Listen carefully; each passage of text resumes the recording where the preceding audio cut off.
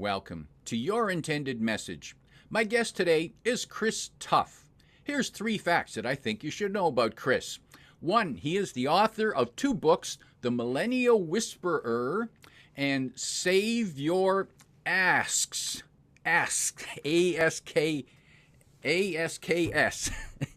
And 2, he believes that quiet quitting is the wrong way to handle work frustration, and that it doesn't have to cost your company money to create a reward system within your team.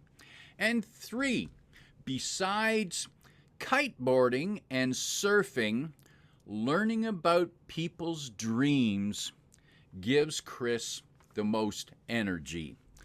And as you can see, he clearly gets a lot of energy because he always puts a lot of energy back. Chris Tuff, welcome to Your Intended Message. Yeah, I'm so excited to be here. Let's do this thing. Wonderful to talk with you. And Chris, let's pick up on that item about quiet quitting is the wrong way to handle frustration. I can guess, but tell me from your perspective, why is that wrong and what's the alternative?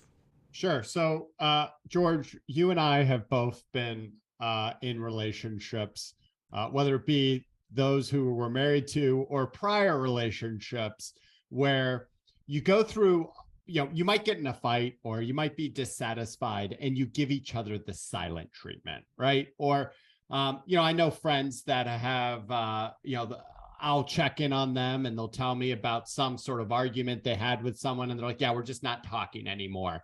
And then what happens every single time in any one of those situations is that they either make up and they say, I can't believe we just spent all that time not talking to each other. What a waste.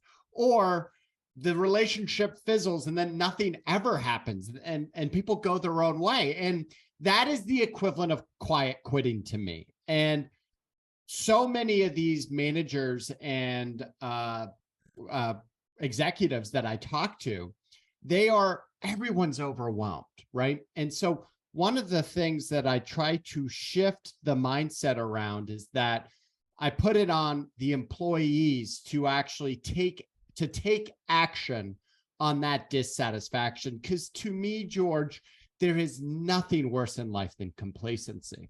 And so I actually even made a decision tree that any employee can follow if they're thinking about whether or not they should quietly quit. And so I am wholeheartedly against that whole movement. And, it's not something that's new, right? We used to call them, floaters in the last one, or, we've always had this sort of complacency or apathy.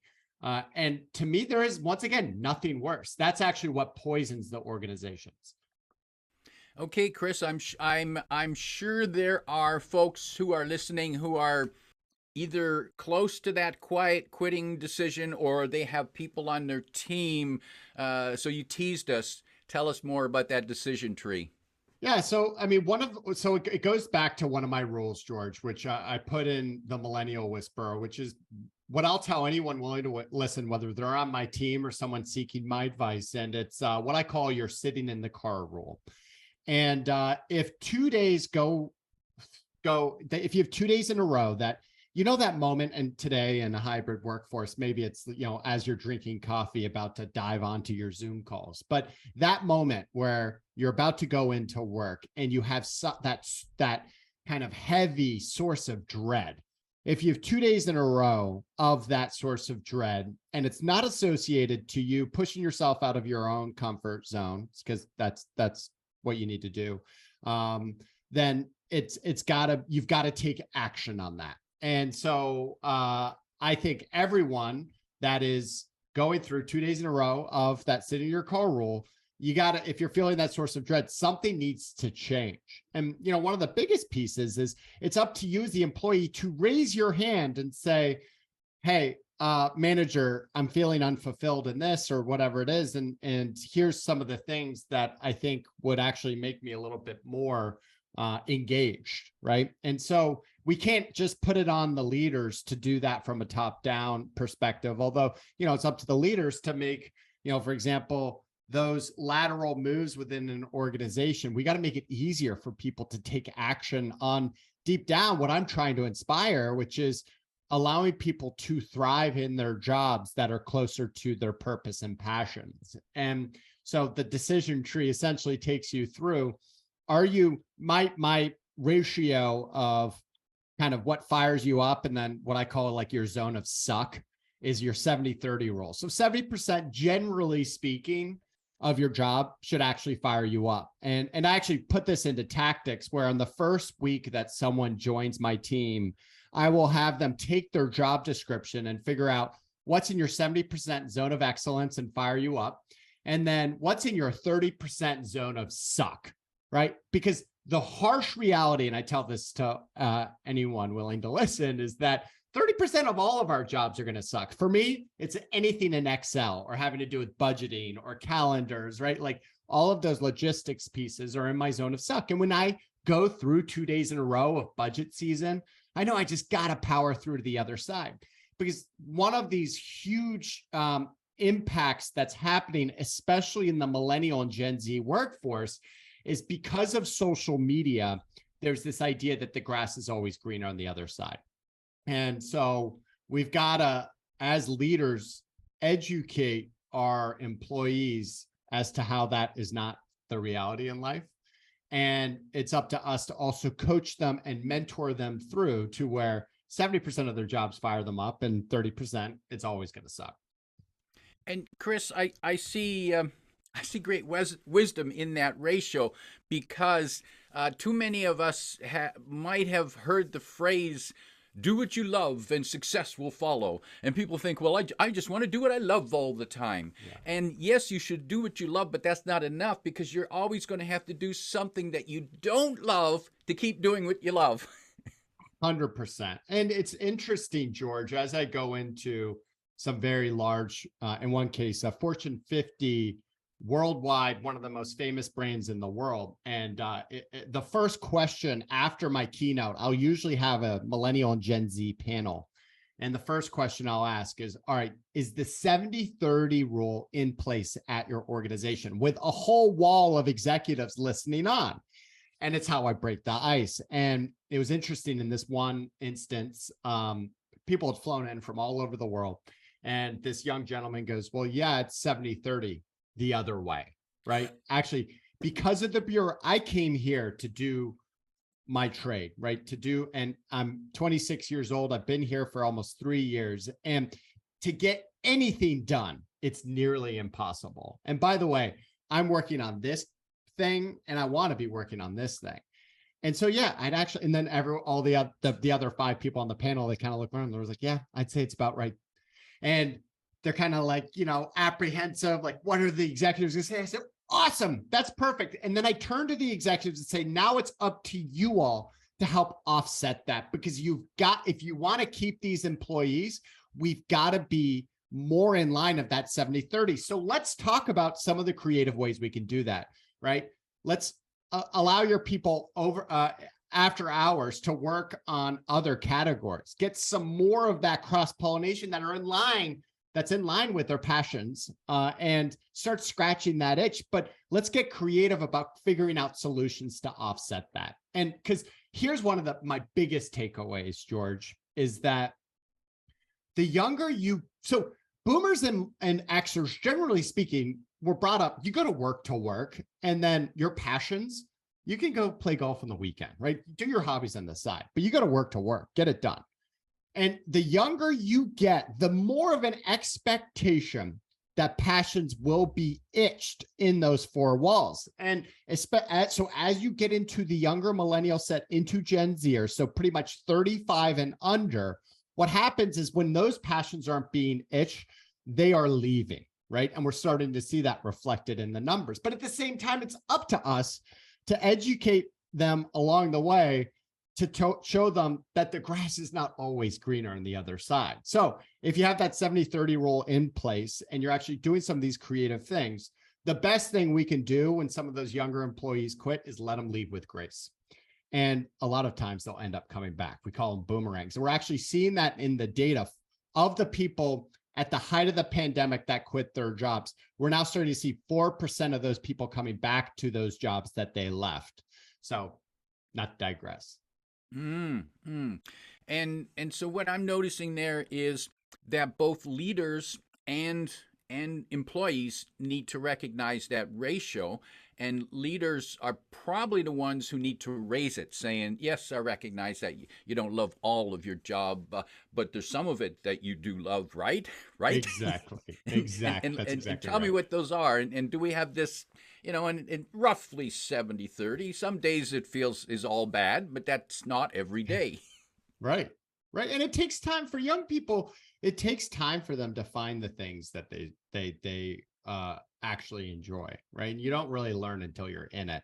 And I mean, it took me 5 lateral job moves that I made over a 6-year period, making $28,000 a year. I remember my British father took me and said, "Christopher, what are you doing? Like, you gotta stick." I'm like, "Dad, I'm kind of figuring it out," right? And then it was actually in that kind of 6th move over a 6-year period that I finally fell into something that I was really passionate about, because what's happening is we're essentially optimizing to that place with time. And it was interesting, George, I went into an organization that had, okay, so they have 100,000 employees, but 2,500 HR leaders, all right, which will give you perspective to just how much they put in their people and culture. 2,500 people.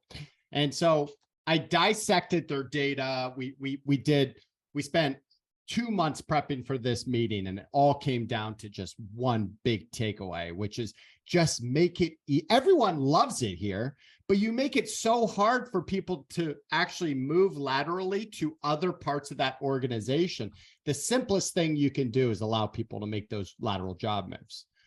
Because people are now leaving because you make it so difficult, because you end up prioritizing those jobs for people from the outside. Lateral moves. Is that something that you notice there's a great demand for with younger people or with all people? I think all people, really, but younger people are, I mean, as you look at once again, that generational difference, especially, I mean, and I would dissect older millennials and younger millennials into, 40 to 35 is a very different segment than 35 to 24 and into the Gen Z side.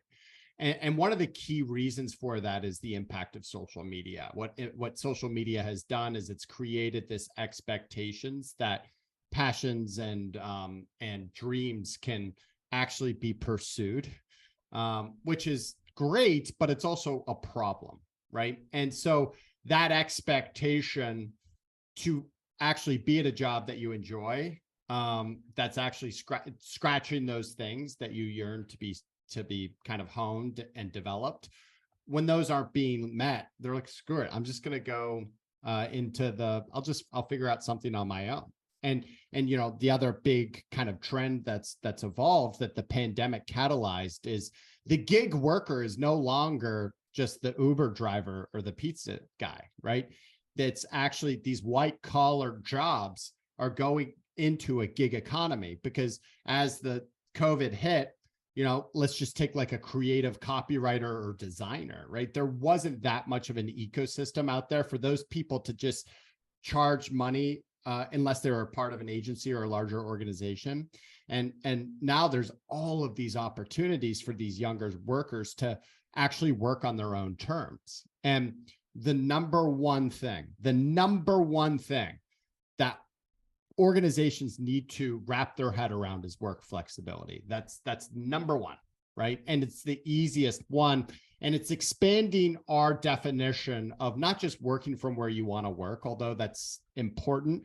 It's expanding our definition of work flexibility to be more of a choose your own adventure for our employees. And George, the example I use is there's actually this company in California, and they have a 99% retention rate. And they have one tactic that falls right in line with this work flexibility, which is that on your 1-year anniversary, you show up, you celebrate your one year anniversary, and you have the opportunity to create your own job description, with the caveat that if you sell it into everyone else on your team, you can actually start doing that job. And so in my keynote, I talk about this, and I'll ask the audience, okay, it's in California. I've given you a little bit of data. Guess the company. So George, I'll have you just guess the company that does this out in California. Disney. Okay, perfect. Right. Yeah. I hear Disney. I hear Uber, Facebook, Twitter, whatever it is. Right. It's actually Morningstar Tomato Farms, and they make tomato paste. And this is the work flexibility they have for their hourly workers, that they have to be there for a certain amount of hours. They're making and packing tomato paste. They've expanded this to their very blue collar workforce, and it's had a massive impact on not only the culture, but also that retention piece. And so one of the things I emphasize, George, is we've got to expand that definition of what work flexibility looks like for our organization. Yeah, I'm blown away by that example. Yeah. That's impressive. Now, Chris, you said earlier on that it's up to the employee to speak up, to not go silent. So how do they start the conversation? Where do they go? So let's back up, George. So one of the biggest misconceptions about millennials and Gen Zers is that they don't want feedback. I hear from a lot of these leaders like, hey, Chris, anytime I bring Sally into my office, or Billy, they end up crying. And I say, yeah, he's like, so I don't give them feedback anymore. I was like, listen, you got to stop that. First of all, let's recognize that feedback is something that both these generations, 40 and under, they crave it. But the problem with your feedback is you only give negative feedback. So feedback is also positive feedback. So give them a high five when they need it, right? Which actually goes into more of that category of the need for rewards and recognition. Because here's one of the other harsh things that's real, is that we have two generations that are very sensitive. They've been snowplow parented by their parents. They tried to get all the obstacles out of their way. They had participation trophies at every term, and we got to meet them in the middle on some of these things. And so one of those key places is actually with giving feedback. And one of the things that I will tell these leaders is that try to give your feedback within a 24-hour period of it happening, and then ground it in data. And if you do that while also adding a little bit of velvet to that hammer when you're giving it, so I call, go in with some sort of compliment, and then you go in with the data, and then you end it with, and keep working on that thing. You got this. You've come so far, right? So that's one of the big pieces in terms of that we've got to be giving more feedback along the way, because they're actually craving it. Now, it's been a while, been decades since I worked in the corporate environment, and I sure hope that they're well past the annual review, annual review where you get your feedback for the year. We know it needs to be happening weekly, if not daily. Yes, and it's not happening. I can guarantee you that. Yeah. And it's not happening because the leaders are unwilling or unable to provide it? I think one is access, right? A lot of these managers are overwhelmed, right? And the pandemic only catalyzed those things. So I think a lot of these managers don't have enough time, right?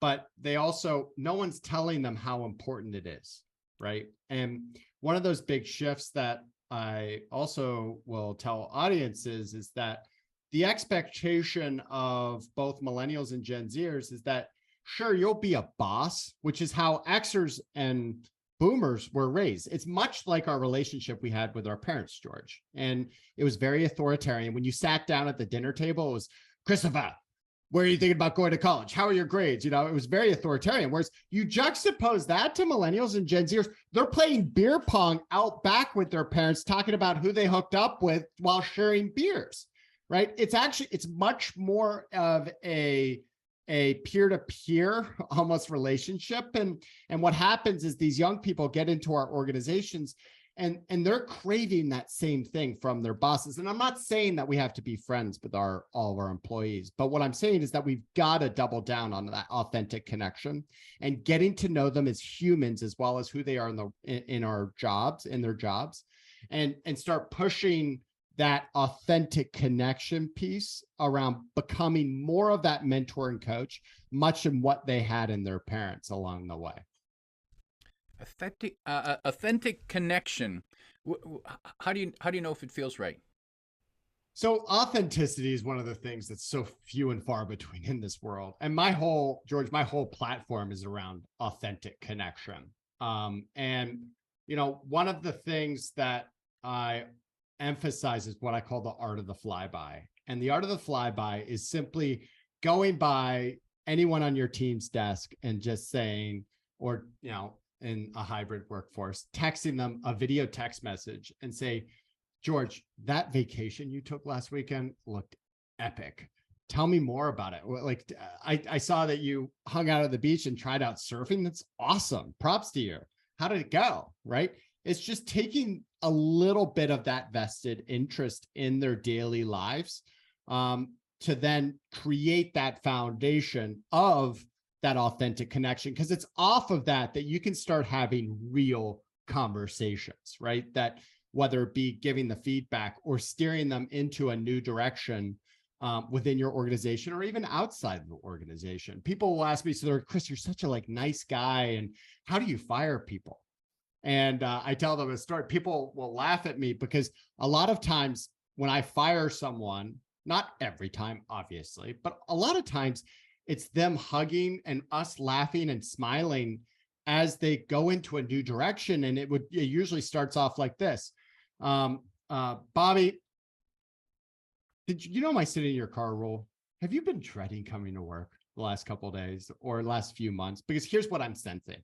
You're not fired up about this anymore. And that's fine, right? One of the things that I've seen in you that lights you up is X, X, X, and X. Are you feeling that? And then Bobby's like, yeah, dude, I hate this. I don't like advertising. I don't like what I'm doing, blah, blah, blah. I'm like, okay. So here's what we're going to do. We need to call it quits because, I only allow a team only, right? Like this is a spot on the team that someone else will thrive in. But here's what I'm going to do. I'm going to help you take action towards those things that fire you up. So I'm going to put you in touch with blank and blank and blank and blank to actually set you up a new place. And let's just call it here that you'll be done in 2 weeks. Cool. And they're like, thank you, Chris. Right. So that's some of those things that I'm not only emphasizing, but also practicing. And I'm, as you're saying that, I'm seeing an analogy in my mind here, where if you've got your team sitting around the room and they're sitting in different chairs, and some chairs they're more comfortable with than others, and so if they're sitting in the wrong chair, you're going to say, well, that you don't look comfortable there. Do you want to try another chair? And maybe, oh, we don't have another one in this room. Maybe the chair you're looking for is in another room. Great I'll analogy. help you find it. Exactly, George. Exactly. And Chris, so you talked about the company that with the 70/30 was yep. flipped. And is that close to the norm that you've been seeing? I'd say the norm I hear is about 50-50. It is generally what I'm finding. Part of this kind of imperative on leaders is to also have them admit the fact that social media is ruining a lot of us from a perspective, within our kind of frame of reference. And one of the things I talk about in my keynote is I share one of my most embarrassing stories on any employee's first week on the job.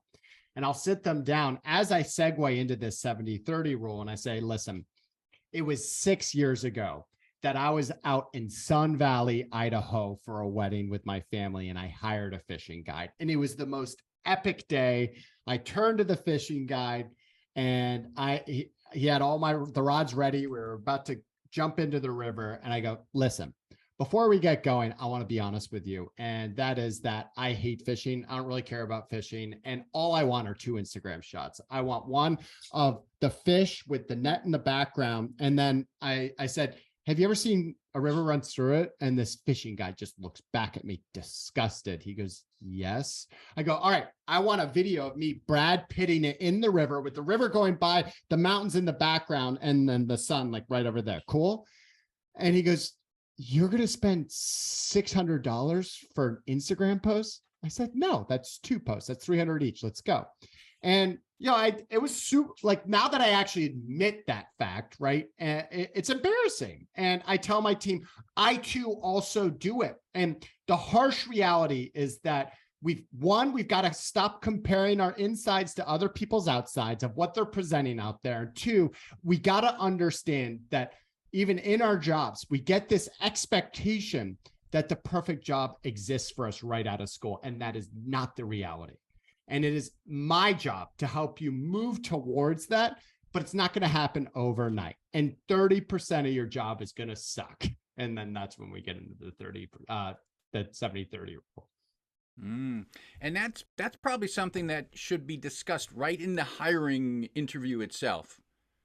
Exactly. And so many, one thing I hear a lot from what I'm hearing from a lot of the organizations out there right now is just how tough hiring is. And they're like, I don't even know how to keep the bar high. And I said, listen, first of all, it's a courtship one, right? As you're interviewing for that.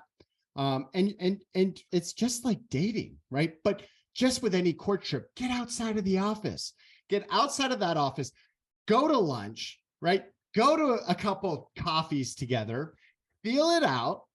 And during that process, also make sure you're getting to know them, not just as a job candidate, but as a person. And I'll tell anyone that the most important question we can ask anyone, whether it be someone we're trying to recruit to our firm or someone that we're trying to create a relationship to, that we're trying to sell our services to, the most important question we can ask anyone is, what is your dream? What fires you up, right? And when we get there, and in this courtship for trying to hire that person, it's when they actually tell you what that dream is, that's where the bonds lie. But not only that, you then iterating back to saying, I love that. Now, here's the job that you're interviewing for. And this is why it makes sense towards that journey to that thing on this, over that, whatever that dream is. And once again, the same is true. That's authentic connection, George, is once we start going there, that builds the foundation off of which I say anything's possible. Chris, for people who'd like to learn more about you and your services, where can they best reach you? Yeah, the best place is on my new website, Chris Tuff, CHRIS T for Tom, U, F for Frank, .me, ChrisTuff.me. And I'm very active on Instagram /Christopher Tuff. Actually, that's LinkedIn. Instagram is Tuff22, TUFF22. So Instagram, if you guys just look me up, or on LinkedIn, and if you have specific questions or I can be a resource in any form, just let me know. But yeah, those are the best places. And you can find those links in the description below. And so, Chris, I'm going to ask the obvious question. How tough is Chris? So I'd actually say my wife is much tougher than I am.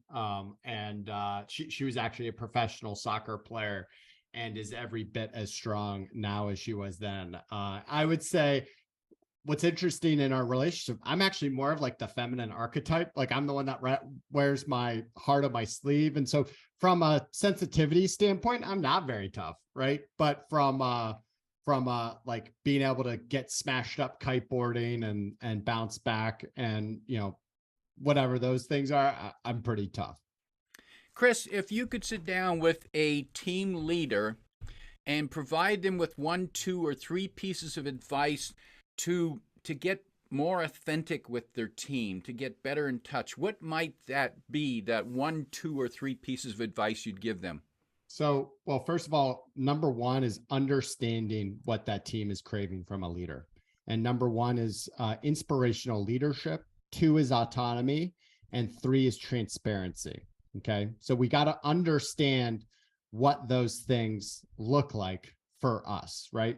The second piece that I would tell them is that we've got to start creating more authentic connection by taking down that line between our personal and professional lives. Ask those questions. How are you doing? Not just at work, but as a person, and taking a vested interest in them is imperative. And then the third thing that, tactically speaking, is going to have the greatest return on your time and money is we've got to create a rewards and recognition program from a top down, and then also from a peer-to-peer perspective. And what that looks like top down, it's at Nike, we created a golden Jordan shoe that we would give away on a monthly basis to an employee and recognize them through the different systems that Nike kind of prioritizes, right?